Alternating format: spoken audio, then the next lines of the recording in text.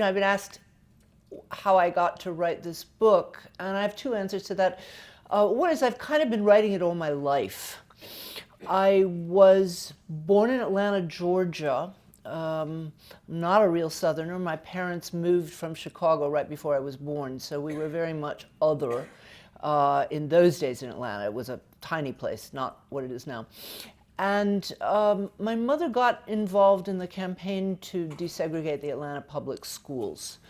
So I grew up around the civil rights movement when good and evil and progress were uncontested concepts.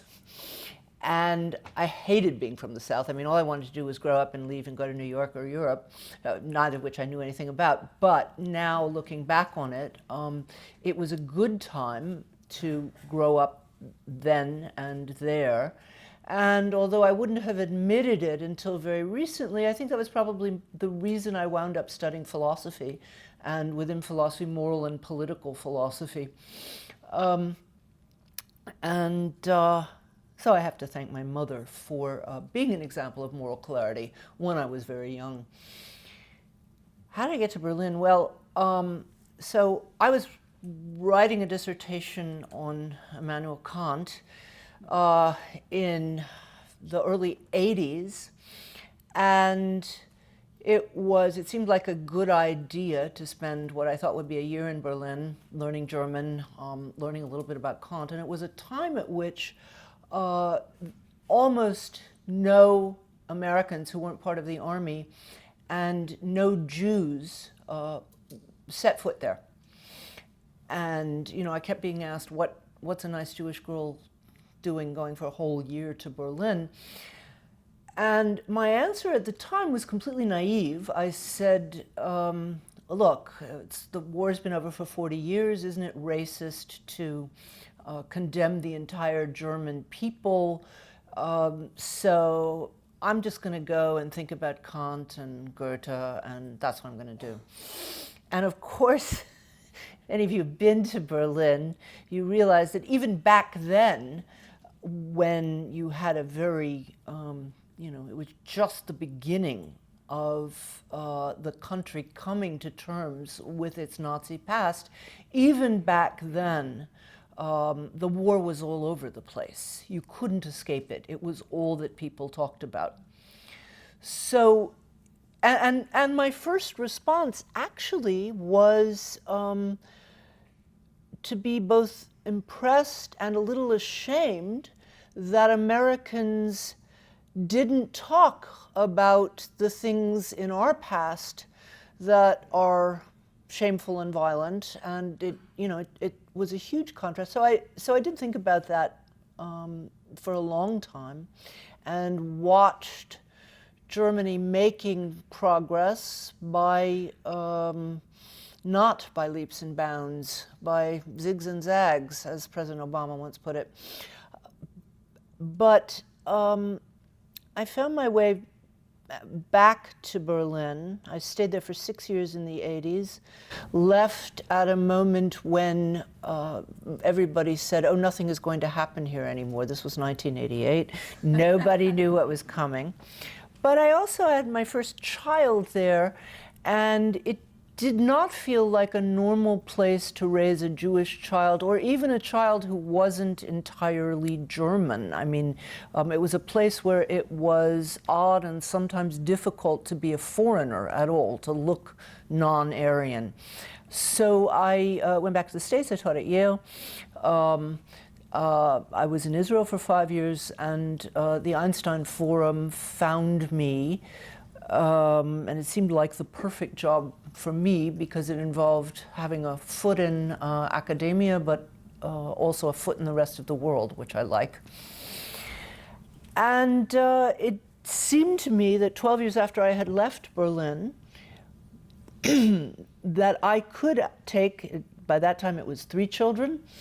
I had twins a second time around. I could raise 3 children who would not feel that they had to cower, that they had to be afraid, that they had to be in hiding in some sense. So that's a little bit about my the part of my biography that doesn't appear on the CV, and that in some sense has been fueling my interest in these topics for a long time. But the actual, there was a moment when I decided to write this book, and it was standing in my study in June of 2015, crying, watching President Obama give the eulogy for the 9 people who were massacred in Charleston. And as awful as that was, it seemed to me, with someone like Nikki Haley taking down the Confederate flag and Walmart saying they weren't going to sell Confederate memorabilia, I thought, wait, maybe America really is ready to face its past. And actually, this is something that I know something about and could contribute to the discussion. So that was the moment at which I started writing the book. And at the same time, Germany had just welcomed 1 million refugees. And when I say welcome, it's not only that people stood at train stations carrying signs saying welcome, which they did by the thousands. They took people into their homes. They spent time giving people German lessons and helping them with bureaucracy and playing soccer and music with the children. There has been a backlash. We can talk about that later in the Q&A if you like, but the ultimate answer is it is still the case that more people are involved in active refugee integration than voted for our right-wing party. And that is good news, and that is Germany has been the most progressive country in Europe because they have done this historical work. They have a long compound word. Germans like long compound words. In German, it's called Vergangenheitsaufarbeitung, and I have translated that as working off the past. There are different ways of translating it, but I think that works best. And because of that Vergangenheitsaufarbeitung, the Germans have been better than anybody else in Europe, not to mention anywhere else, with the refugees. And you have to, if you think about proportions, the United States would have had to take in 5 million refugees in 1 year on a fraction of the land mass if we were going to mirror what the Germans have done. So that's just a fact. Of course, as we know, things changed from 2015. But again, we can also talk about that. So what I'd like to start off by doing is showing you some pictures. Most of you have probably seen pictures of the Holocaust Monument. What I tried to take a picture that shows this, but it's the American Embassy is in the way, that white building on the far right. I wanted you to get a sense of the fact that this is the center of the country. This is not off somewhere in a park. They took a piece of land the size of 4 football fields in right next to the national symbol, which is Brandenburg Gate, and they put a monument of shame, as they've been criticized by the right for doing, a monument of shame in the absolute heart of the country. It would be, I mean, more than the Washington Mall. But it's not my favorite monument. This is probably my favorite monument. Not that many people have seen it. It is the monument to the 13 million soldiers of the Red Army who fell in the fight to liberate the world from fascism. I know Americans think it was done at Normandy, and Brits think it was done by the RAF, and you know, all honor to the servicemen who fell there, but it was 13 million Red Army soldiers and 14 million Soviet civilians, and we forget that often. If you get a chance to go to Berlin, I highly urge you to go to this monument. I've taken my rabbi there. I've taken a bunch of people there. It is emotional in a way that I don't find the more famous Holocaust memorial. 7,000 of the soldiers who fell in the battle for Berlin are buried here. And what I didn't show is you come to a statue, an over life-size statue of a mourning mother, and then there are weeping willows, and then you come to this sort of arch where the soldiers are honoring their fallen comrades, and then you walk through a set of, they look like sarcophagi, they're not, telling the story of the war. Don't be disturbed by the fact that the quotes in their sort of bas-reliefs, the quotes are by Stalin, but actually, except for the very first one, which says everything was fine in the Soviet Union until the Nazis invaded, except for the first one, everything that's written there is true. So you go through and you see this 30-meter statue.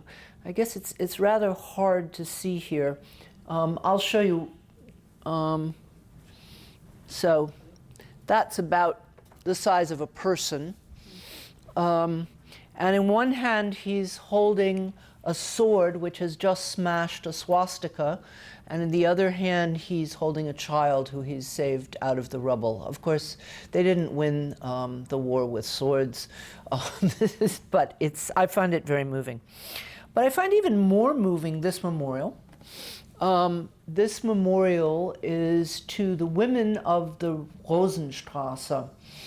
The Nuremberg laws, as I'm sure many of you know, forbade marriages between Jewish and non-Jewish Germans, but some peoples who had been married before stayed faithful to their spouses, although a lot of pressure was put on them. They would usually lose their jobs.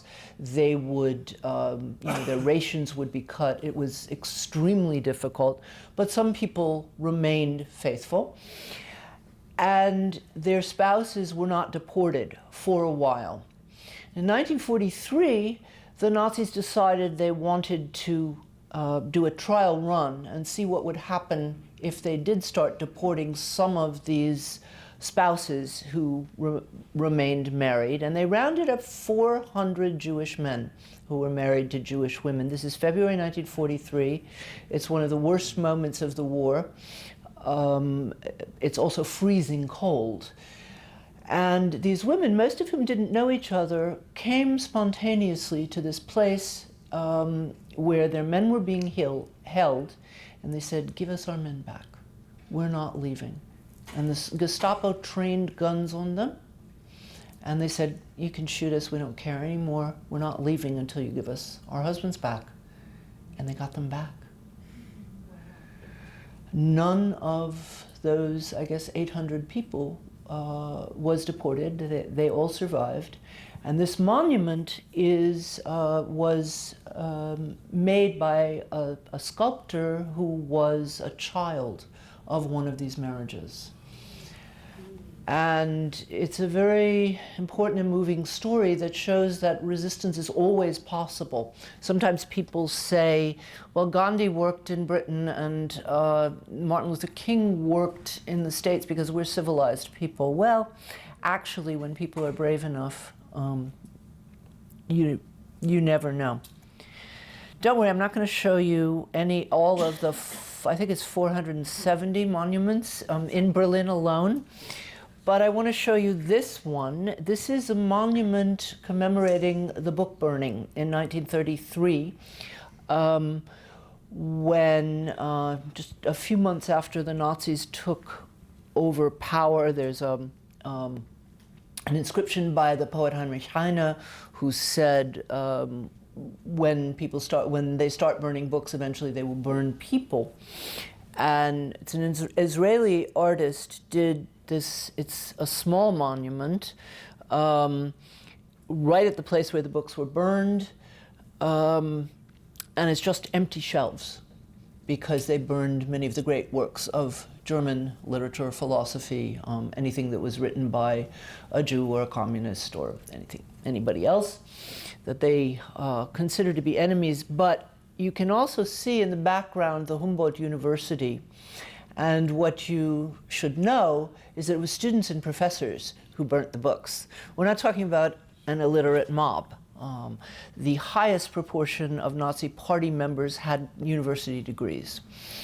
So it was students and professors burning these books. Okay, last monument slide. This is one of my favorites. If you've been to Berlin, you will have noticed the stumbling stones. They're, well, you can see the scale of how large they are.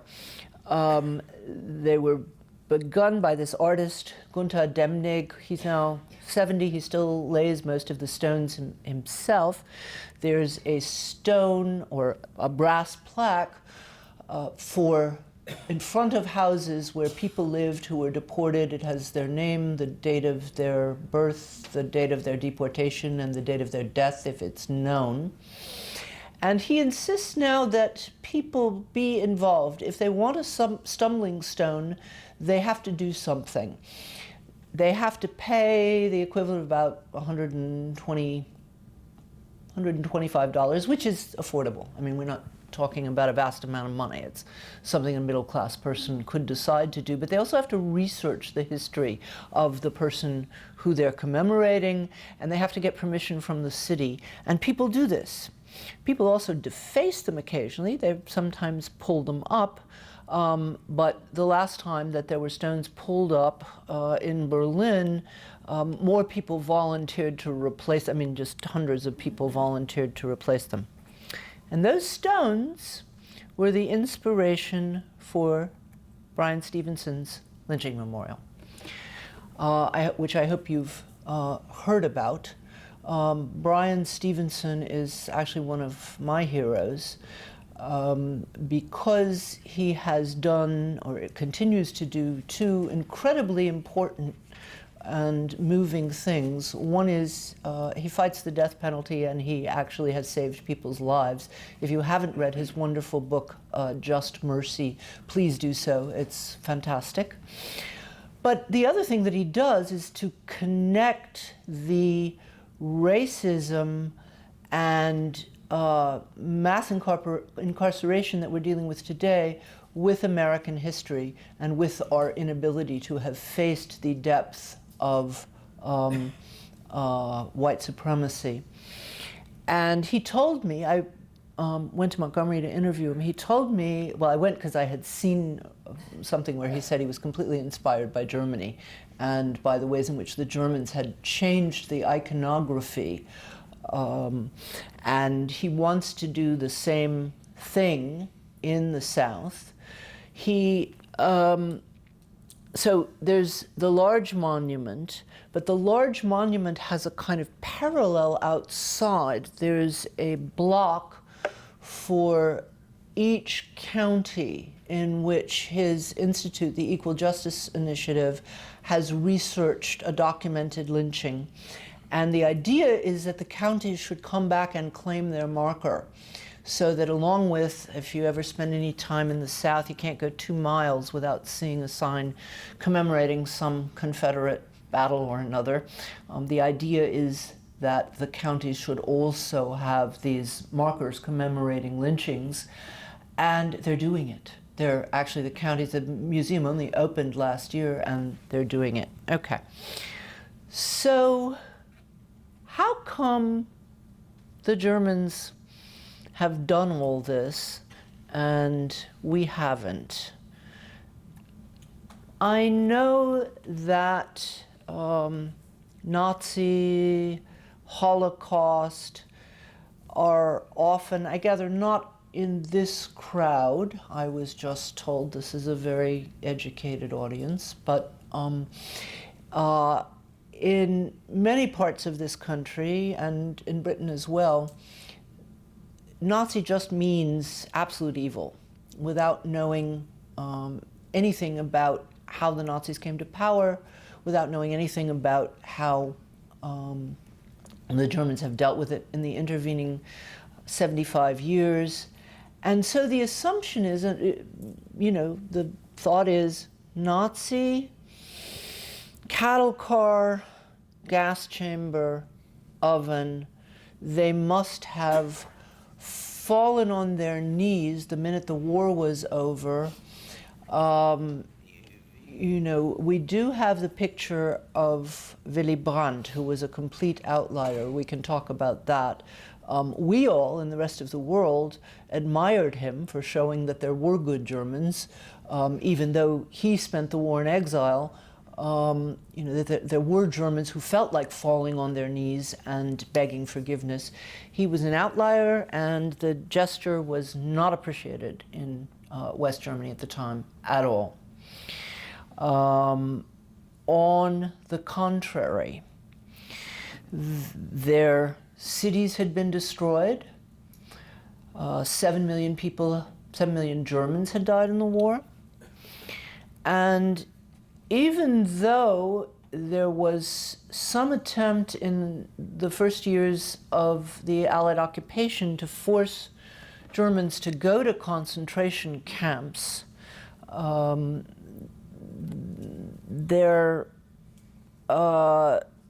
you see a woman smiling, you see a woman being horrified. People complained about it. They complained about Nuremberg as a case of victor's justice. And their basic view was, we were the worst victims of the war. Our cities were destroyed. The flower of our youth, somebody's shaking her head. I know. It took me decades to realize this. I had many friends when I first came to Germany who would tell me my parents were Nazis and they were ashamed. Or my father would never talk about what he did on the Eastern Front, and I wish I knew, but he would just get angry if I asked. So they would tell me that much, but they never said my parents were Nazis and they thought they were the war's worst victims, which is, that was too much shame. So it took me a very long time to figure it out. It was really only when I was researching the book that I was reading things written and transcripts and studies done right after the war where this opinion got voiced very often. And then I would ask people about it. I said, really? And they said, oh, of course. Of course we thought we were the worst victims. We were hungry, it was cold, there was no fuel. The flower of our men had been killed in the war. People were incinerated in the bombings. And on top of that, well, let me show you another slide. By the way, this is not just a view in the late 40s and early 50s. When in 1995, at the 50th anniversary of the war, the Hamburg Institute for Social Research, which was actually founded and run by a friend of mine who I interviewed extensively in this book, decided to do a big exhibit called the Wehrmacht exhibit, which broke the country's last taboo, because there were 18 million men serving in the Wehrmacht, and the line had been, oh yeah, well, we heard about the concentration camps, but that was the SS, that wasn't the Wehrmacht. There were a few bad apples. We had trials, we had the Auschwitz trials, which made more of an impression in Germany than the Eichmann trial, but it was a few bad apples. And the Wehrmacht exhibit set out to show that actually the Wehrmacht itself was a criminal organization. They violated every law of war. They routinely and systematically killed civilians. We know that. I felt like it was saying when I heard about it, I was like, oh yeah, like the earth is round or water is wet, this is news. But actually it was incredibly controversial. It was shown in 33 cities in Germany. One place it was firebombed, and there were counter demonstrations. This is what was so interesting. So on the far right, it says our grandfathers were heroes. down here it says, I'm standing up for my ancestor. All he was doing was defending his homeland against the nasty Bolsheviks, and you're dishonoring my ancestors by showing this exhibit. Who does that sound like? And oh my God. Same kind of language that we have seen in the battles over the Confederate monuments. Exactly the same kind of language. Now, the good news in Germany is 5,000 neo-Nazis demonstrated in Munich, but 10,000 counter-demonstrators demonstrated back. Fascism isn't an opinion, it's a crime. No Nazis in Munich. At the top, you can actually see the exhibit, and 1 million people came to see it in the various places that it was shown, and were looking to see if they could recognize themselves, if they could recognize their relatives. The exhibit itself became subject of documentation because people's reactions were so strong. It went all the way to Parliament. Some people argued it should be shown in Parliament. It wasn't. But, I should have mentioned, actually, sorry, in the course of writing this book, I was invited to give a talk at the University of Mississippi. And I'm the kind of person who was, nervous to cross the state line. And I went because I thought, before you tell Americans what they should learn from the Germans, actually really ought to see what people who are dealing with American history on the ground are doing.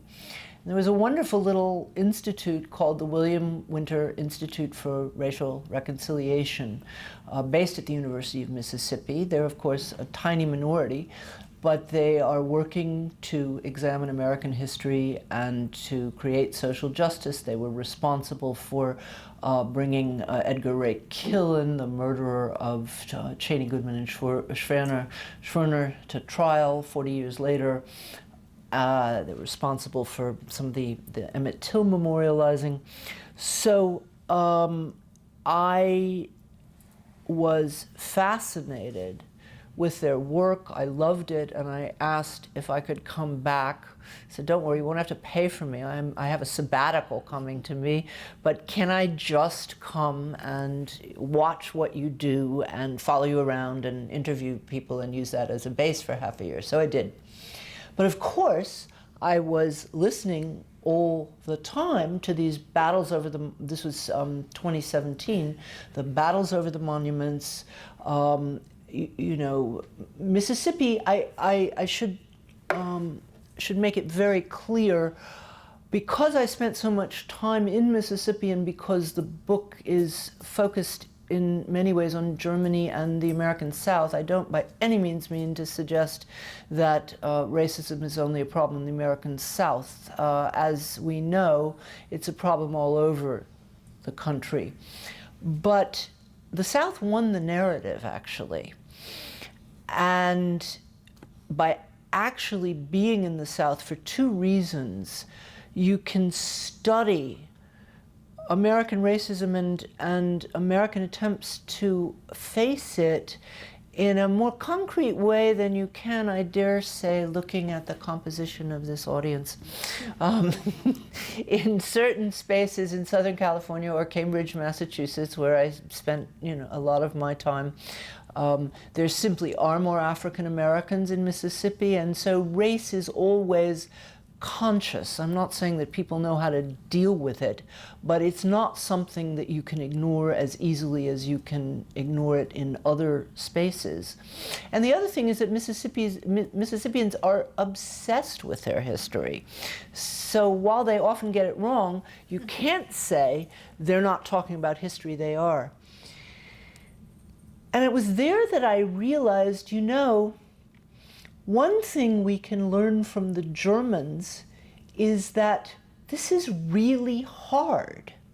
Even the Nazis weren't ready to face their past. It took a lot of work.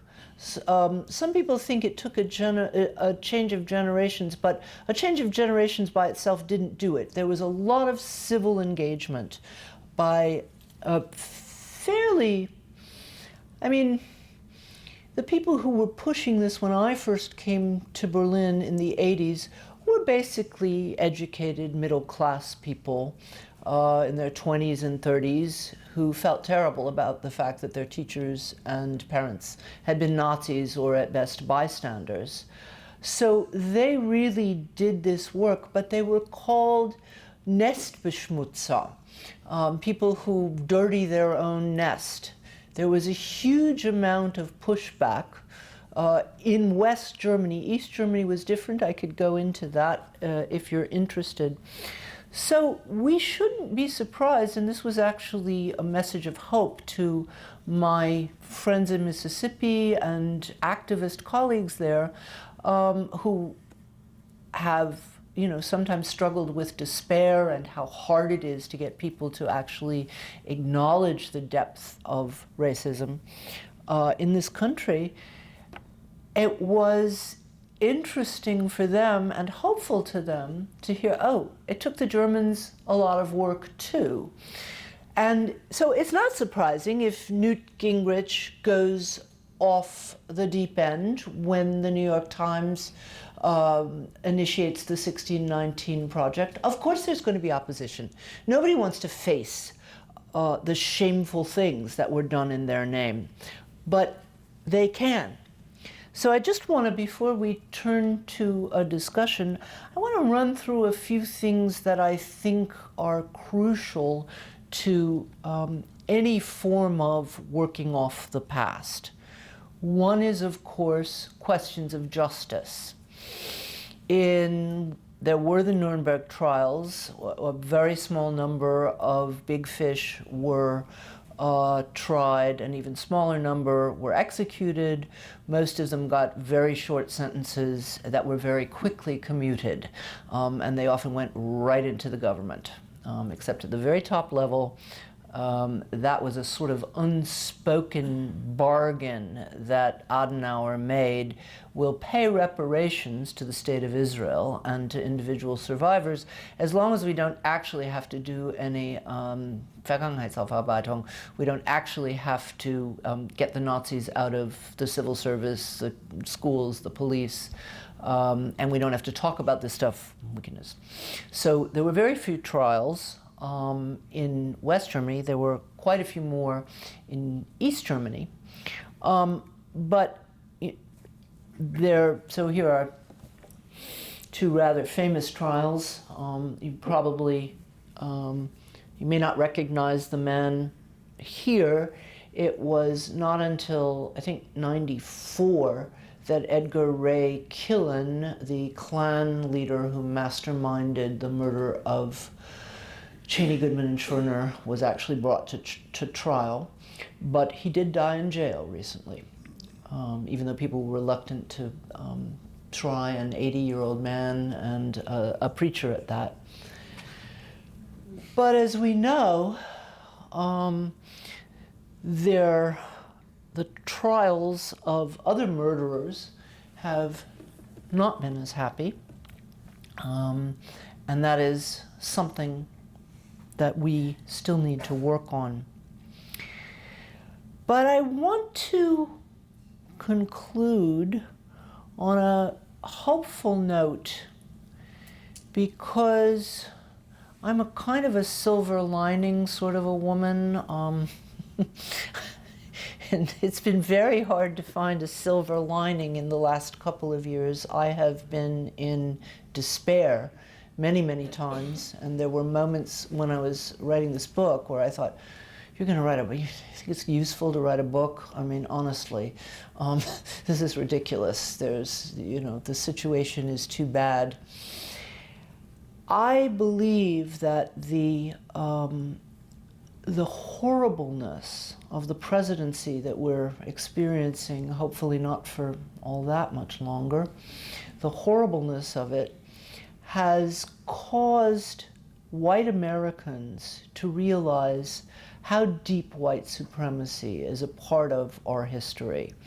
And it's not that we were totally ignorant. As I said, I grew up during the civil rights movement, but the assumption was, you know, okay, there was slavery, but then we fought a civil war, and there was segregation, but then there was the civil rights movement. And nobody I know thought that the election of President Obama meant we were going to live in a post-racial future, but we were, you know, the arc was bending in the right direction, right?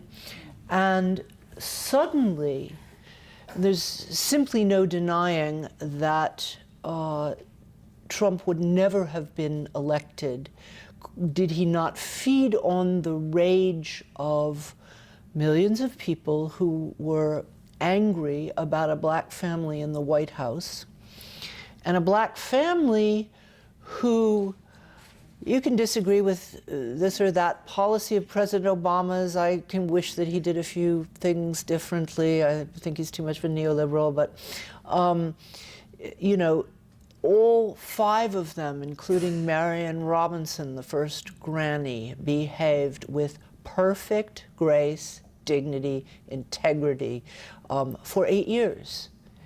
And it enraged people. I met the people, you know, in the Deep South. These are not, I mean, I have friends who are enraged that he was, you know, too neoliberal, but I met people who found it unbearable that, you know, basically the Obama family undermined every possible excuse for racism, right? You know, I mean, I never felt more proud to be represented by an American president and a first family. I never felt that in my entire life. Okay.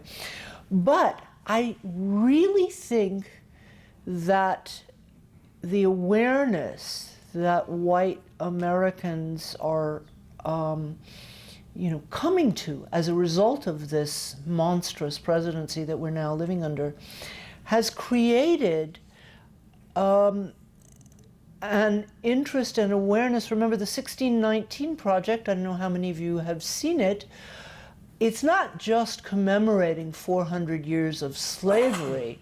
The goal is to retell the history of America through the eyes of slavery.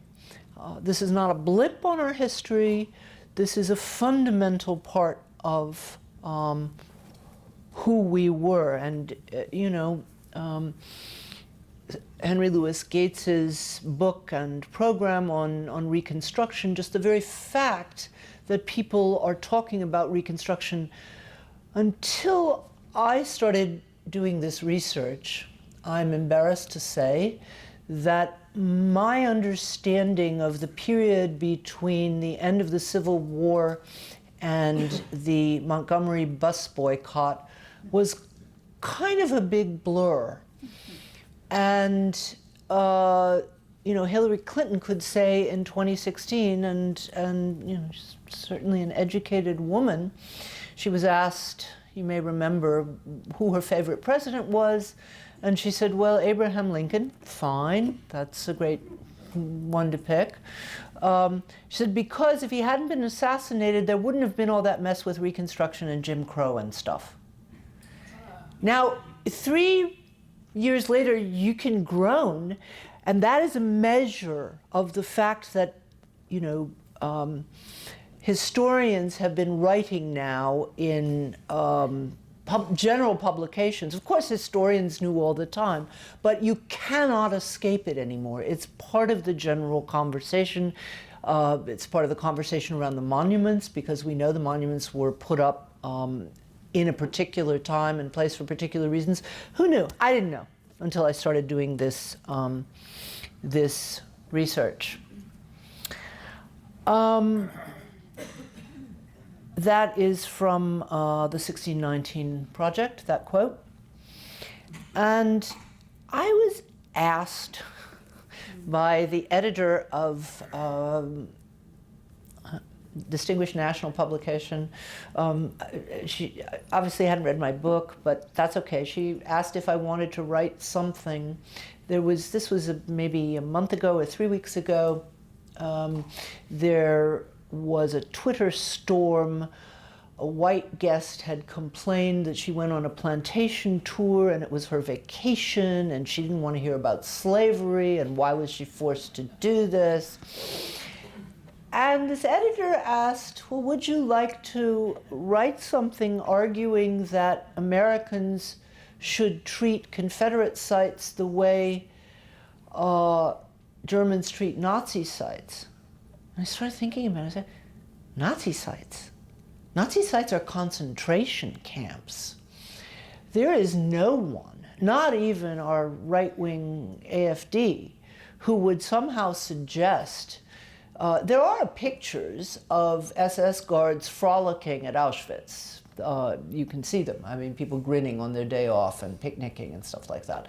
But nobody would suggest that, you know, we should go and have holidays and, you know, dress up in dirndls the way people dress up in hoop skirts. I know AOC got into a lot of trouble for calling the camps at the border concentration camps.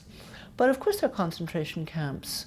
Concentration camp is not the same thing as a death camp, as I'm sure many of you know. There were thousands of concentration camps all over Germany. They were not just in Poland. That's where the death camps were. And millions of people were forced, Jews and, well, in the end, not so many Jews, but political prisoners and Russian prisoners of war were forced to do slave labor under terrible conditions. They were tortured. Many of them died. And, you know, plantation is a form of concentration camp. I mean, that's what we're celebrating when we, I mean, I love the live oaks as much as anybody does. I don't know if you've been to the South. There's something very haunting about live oaks, but you don't have to go to a plantation to see the live oaks. There's some wonderful ones in the Louis Armstrong Park in New Orleans if you want to have your fill of live oak. So last thing, but this is now a subject of conversation, and it wasn't. You know, plantations were places to hold wedding ceremonies or stay at a bed and breakfast. I knew that I was going to have to write a chapter in this book on reparations, and I left it next to last because I really wasn't sure what I thought. But if any of you here, or those of you who are writers here, will know that you often write to figure out what you think. And I was very much of two minds because several people who I take very seriously, also African-American scholars like Cornel West and Adolph Reed, had come out very strongly against reparations. They were arguing that we really needed social democracy, and reparations muddies the picture.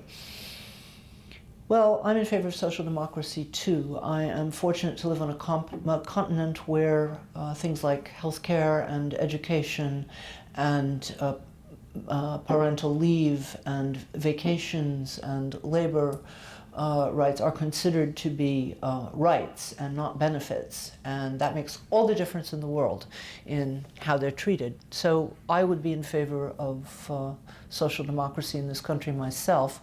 Bernie Sanders is actually to the right of Angela Merkel. Seriously, and Angela Merkel is a conservative government, but her, you know, the social policy is just, people have become so deeply convinced that these things are matters of rights, that it goes quite a bit farther than any American politician would dream of suggesting. But I started thinking, so what if, as a thought experiment, a Holocaust survivor who chose to stay in Germany, and some did, not very many, but some did, would have the same social rights as any other German? Wouldn't we think they were owed more? And I decided I have to argue for the justice of reparations to African Americans. I don't have a better plan than anybody else does about exactly how it's supposed to work. I think this is something that economists, and working together perhaps with philosophers and other people, need to work out. But when I wrote that chapter last August, I thought, oh boy, have you gone out on a limb? It's you and Ta-Nehisi Coates and people who have been reading this so far and saying, okay, she's got a point, maybe we need to do things. Oh no, now she's gone too far.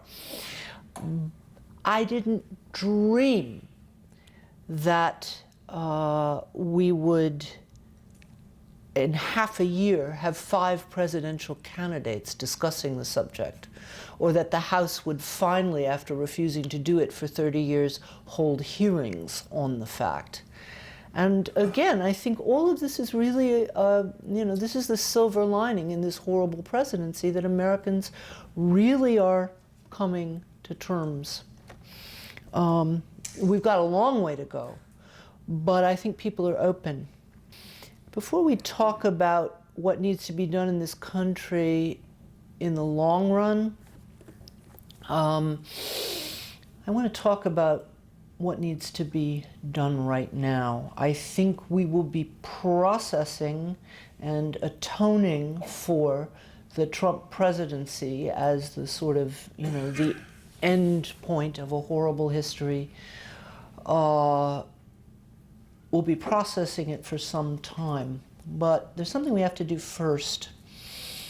I'm assuming that, but I'm happy to explain if you don't, especially the younger people. Are there people here who don't know what Freedom Summer was, or what James Chaney, Andrew Goodman, and Mickey Schwerner were?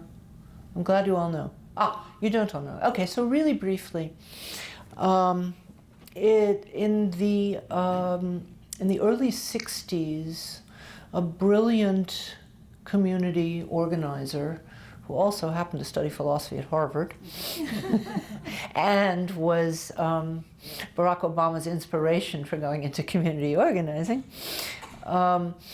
named Bob Moses, decided it's fine to desegregate lunch counters and forms of transportation, but what really needs to happen is to make sure that African Americans in the South are voting, because there's a huge population who have been intimidated and aren't registered to vote, and there's a whole series of practices that are not just prejudice, they're state-sponsored ways in which African Americans are prevented from voting.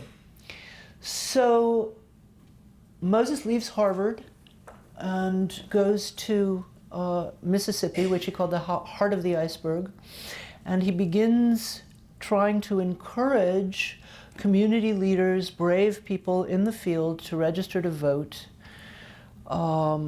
They get beaten to the point of being crippled. Several of them are murdered. And Moses is feeling quite horrible about all the campaign for the voter registration drive has brought is death and terror to African American families. So he has this idea of Freedom Summer, which was that, if 1,000 white college students come down from other places, and I know some of them came from California, if 1,000 white college students come down to register voters, surely the nation's eyes will be focused on this problem, and surely the Klan won't dare to kill them. In fact, they did. They killed Andrew Goodman, was a New York Jewish college student, 20 years old, on his very first day in Mississippi, and he was murdered along with James Chaney, a local young African American, and Michael Schwerner, who had finished college and had gone down a little earlier than the rest of the students. And I asked because I was dismayed recently at how few young people, under 35 or so, actually know who these people were. Because I grew up in the South, they were my heroes. I was too young to join Freedom Summer, but gosh, do I wish I had been there. And I've been shocked recently to see how their memory has been forgotten. But I am simply throwing out that the most important thing that college students and young people can do for the next year is to fight voter suppression, because the Republicans will not win unless they continue to manage to suppress poor and minority voters. Now, this was an idea that came to me. If, okay, my people are reading my book, what is there something I can use if I have a platform? And I don't yet have, I'm just throwing it out to everybody I talk to.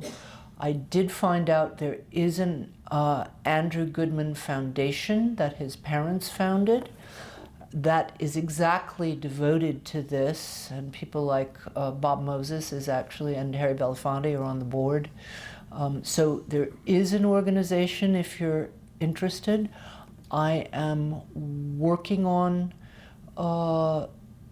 doing what I can to support them and further that and see what other kinds of initiatives, because a lot of my friends in this country teach on college campuses where they complain to me, the students care about social justice, but they're often focused on niche campus questions.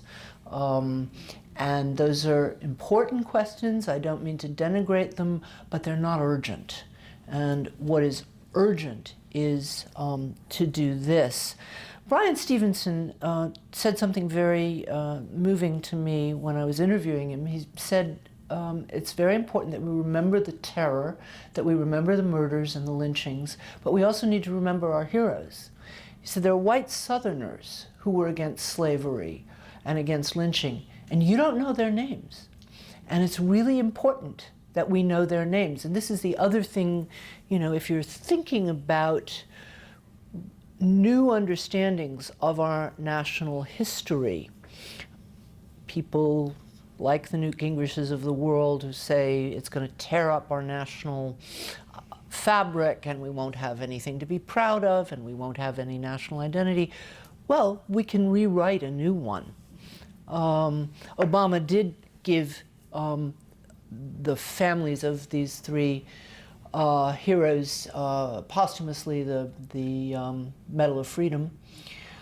But by starting a voter drive, what we're both doing is remembering genuine American heroes, people who were stood up and gave their lives for another vision of America. Please join me to thank Susan Neiman for a very stimulating talk.